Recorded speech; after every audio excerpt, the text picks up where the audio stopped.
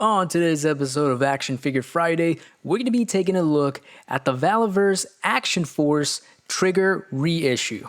Now real quick, before we get started, I wanted to give a shout out to articulatedempire.com. Their customer service is phenomenal. Their shipping is super fast. This video is not sponsored in any way, shape, or form by them. I just wanted to give a quick shout out to a small business. So if you are in the market for any of these brands right here, please consider checking them out. They're pretty awesome and I definitely recommend them. Starting off with accessories, he does come with a pair of removable headphones. He does come with a pair of weapon holding hands, both with trigger fingers, also both having hinges on the side of the wrists. We get a pair of regular holding hands, both with hinges in the middle of the wrist. We get a pair of resting hands, hinges in the middle of the wrist. And we get a pair of fists, both with hinges in the middle of the wrist. As far as weapons go, we get a black handgun. It does have a peg hole at the front of the barrel, and the handgun can be stored in his holster. You also get this light machine gun right here. The kickstand is on a little swivel, so you can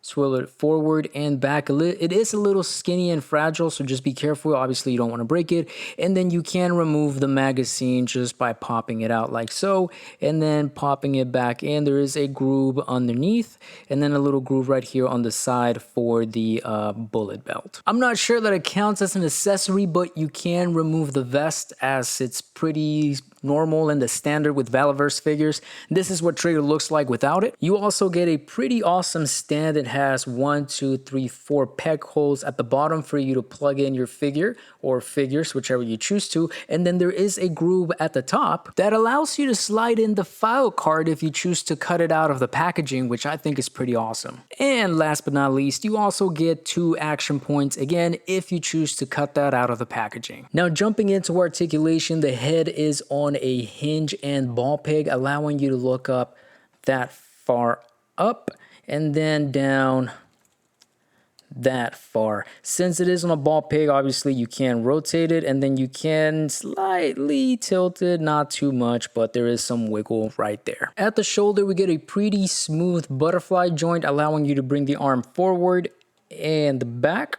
Whoa, there is a peg and a hinge that allows you to rotate that shoulder and then bring it out that far. There is a bicep swivel and then double jointed elbows. We already covered the hands. You know, sometimes you just gotta tattoo your codename on your shoulder. For the torso, there is a ball peg going from the abdomen to the chest, and then from the abdomen to the waist, another ball peg, allowing you 2 different points of rotation, 2 different points of tilting, and then all together allowing you to go back that far and then forward that far. Of course, this is with the vest. Without the vest, you get a little more range of movement, but I'm displaying Trigger with his vest, so be it. Now for the legs and the waist, there is ball pegs at the hips with the drop down hinge, allowing you to bring them down that far and then bring them back up.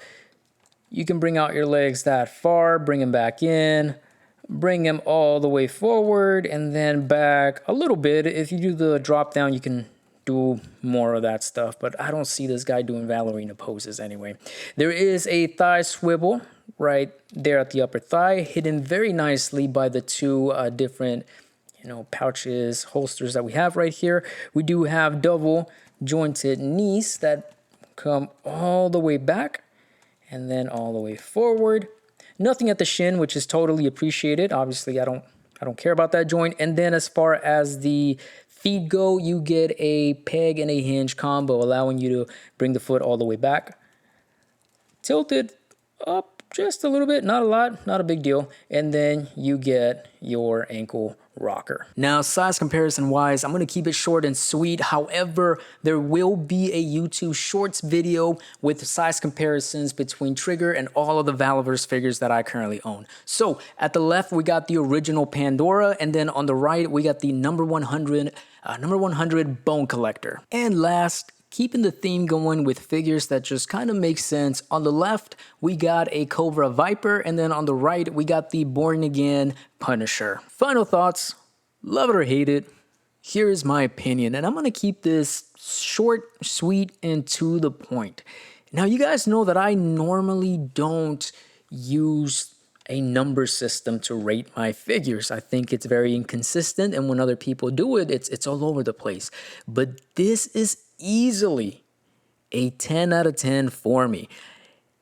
Is it a perfect figure? No, it's not. But a figure doesn't have to be 100% perfect, or it doesn't have to reinvent the wheel for it to do its job. And that's what this figure does. It sets a standard for what a $30 price range action figure should be. And I don't think that I can ask for anything else, from the sculpt to the paint to the articulation and even the accessories. They're all adequate, they're all enough, and I don't see myself wanting anything extra, if that makes sense. Again, for the price point, I feel extremely satisfied, which is something that I never got from Star Wars The Black Series. Is very hard to get from Marvel Legends. And, you know, Valaverse as a whole just does a really good job. But even in Valaverse standards, which to me, they're pretty high, this just sets that standard of every figure should just have this level of fun and accessories and just everything. Again, this is the whole package. And if I had a friend who was looking to get into action figures and they asked me, hey, you know, like, what would you recommend for me to like start out with? This would probably be the figure that I would recommend, because again, it's not super crazy where everything else will fall short. No, but it does the job. And that's all that I can ask for without sounding redundant. Anyway, thank you guys so much for watching. This is the end of another Action Figure Friday, and I'll catch you all next time. Peace.